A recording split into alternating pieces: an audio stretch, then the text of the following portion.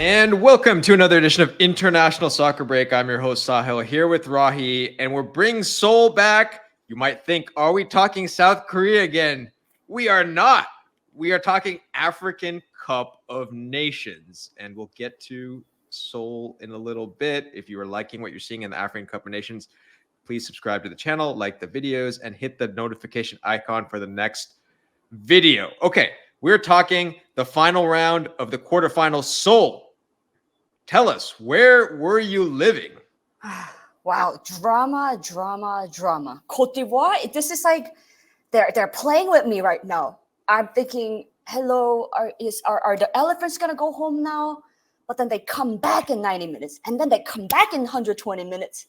I'm thinking, wow. And I actually saw one comment said, 10 elephants weigh heavier than 11 eagles. That is true. That is true. For those of you that don't know, Seoul, you have some history with Cote d'Ivoire, don't you? And West Africa in general. So, the thing is, I used to live in Ghana, and that work also used to bring me to Cote d'Ivoire and Nigeria. So I'm going to say my bias here, I love West Africa. So I will tell you what I want to see in the Africa Cup of Nations. But man, Cote d'Ivoire, I love Cote d'Ivoire. So salut tout le monde.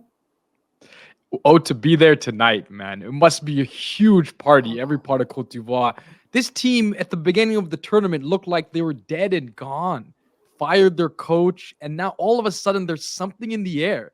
Some magical dust has been sprinkled, and they just find a way. Let's take a moment and think about the fact that they played the majority of this game and extra time one man down. Yeah. That's insane. Let's talk about how crazy this individual match was, just going through the match itself. So Cote d'Ivoire gets a red card in the first half. This is not like a late red card. In the first half, no. They hold off, and then Mali scores a goal, off a player who was born in Cote d'Ivoire, which is why he doesn't celebrate the goal. And basically you're thinking, as a home fan, I imagine sitting in the stadium in Cote d'Ivoire, you're like, this guy was born in our country, has scored against us, and is about to eliminate us from our own tournament. And exactly. The irony of that, right? But then, I don't know, then things went like insanely in the other direction, right? Well, Mr. Adingra had something to say about it. An incredible run. Fofana has the shot that gets deflected, gets back to Adingra, and then all mayhem breaks loose in Cote d'Ivoire, because then you realize, just like they did against Senegal, they find a way to come back. They find a way to come back, take it to extra time, and then it's just a glorious finish for them at the end, isn't it? I think this just shows the resilience. And honestly, guys, I know I should have really bring him up, but this is a country that produced Drogba.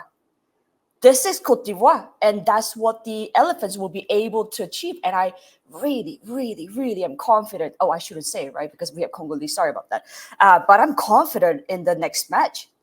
Cote d'Ivoire will make it. And I think this 90++ syndrome, the phenomenon, I see it in this hunger among these elephants. And I think this is exactly why we love football. Anything could happen. Yeah, we're talking about the zombie. We're talking about the zombie. What are we calling them? Zombie teams with South Korea? Zombie football. Zombie football with Korea. Now Cote d'Ivoire is a zombie team as well.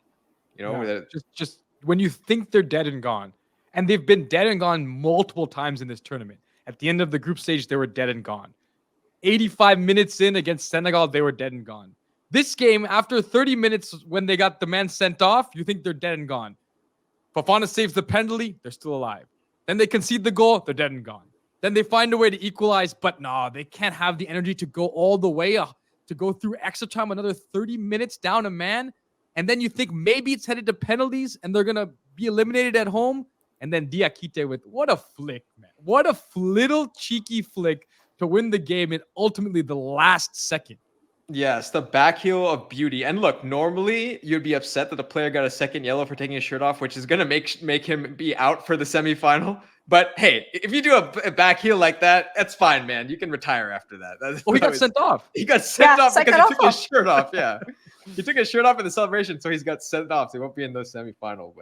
But at the same time, I believe in what our Simon Adingra said. You cannot die again if you die twice. I mean, you cannot die twice if you're already dead. Right. So I think, you know what? Worth it. That penalty, I'm sorry, the red card in the end was worth it. But let's see. The story of this team you cannot write. Something is going on, and I don't know how to explain it. This has just been an incredible story. And it looks like there's destiny on their side that they're going to be in the final of this tournament. Yeah. They get the harder match of the two. Now, the DR Congo is a good team. Nigeria gets, no offense to Bafana fans and Cape Verde fans, but the match you guys put out there today was sorry, it was boring. Like, that's all I got to say. I mean, drama penalties, but come on, guys. Anyway. But yeah, yeah, go ahead. What are you saying? No, Congo versus, I think, Cote d'Ivoire will be super exciting as well. This is like leopards versus, elephants. I think this is going to be I think this is probably the match of that Africa Cup of Nations first before the final. Because Nigeria versus South Africa, I'm not sure. I think it's quite a predictable win for Super Eagles, for Nigerians. But we'll see. I think so as well. I mean, you feel a bit for Cape Verde in this game. I thought they created more chances. South Africa really sat back, didn't create much, played for penalties in many ways, and then got the win in penalties. So you do feel for Cape Verde, who have been a good team throughout the tournament. Yeah, I would say 100%. Cape Verde has played fantastic throughout the tournament. Thought in this match, decent enough, but sometimes when teams sit, like you said, in that low block, it's hard.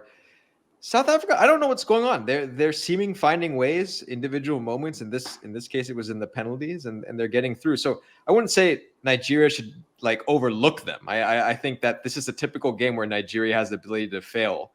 But let's focus on Cote d'Ivoire, since that's what we're talking about. Like you said, this is a team that has completely changed the trajectory of their tournament, right? Like they're the home team and they were in major trouble, and now look, they're one step away from the final.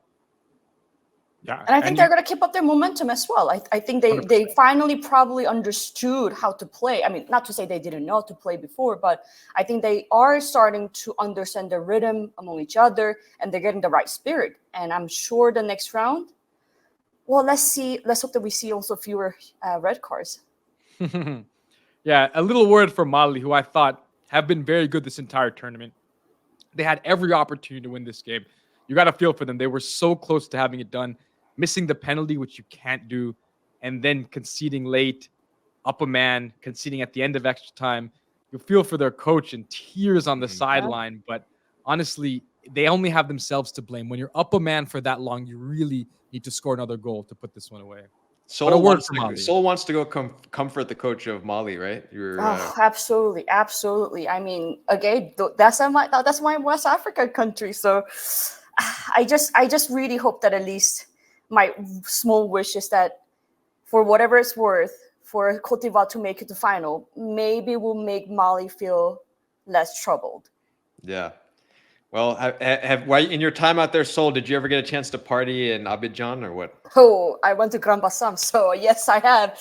Cote d'Ivoire is such a great spirit. I will say Ivorian. Oh, it's a great food, really great people. Honestly, I had a blast in Cote d'Ivoire. I would love to go back again. I also wish I can say the same thing about Nigeria, but I liked it. It was a different experience. It wasn't as relaxing as I hoped, but also was, I still love, yeah. I should pause here.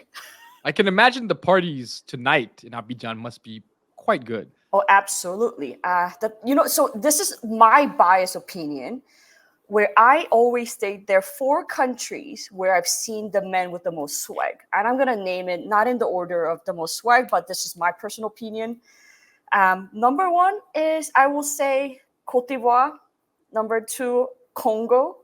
Number 3 is Nigeria. Number 4, Senegal. Those are the 4 countries where I've seen the men, women with the most swag. And I think it also helps you to understand where I think, the African Cup of Nations should head to based on this level. All right, look at that. So there's from Sol. You guys heard it out there. That's where the swag is. And, party tonight, everyone. As you continue on before the semifinal in Cote d'Ivoire. I don't speak any French, but I'll leave it to the two of you because I know you speak a little bit. So keep watching the beautiful game, everyone. Keep watching the African Cup of Nations. Please subscribe to the channel and keep watching the beautiful game. I'll turn it over to you guys to say what you want to the fans out there in French of the Cote d'Ivoire. Allez Cote d'Ivoire, bisous, and hope to see you in final against Nigeria.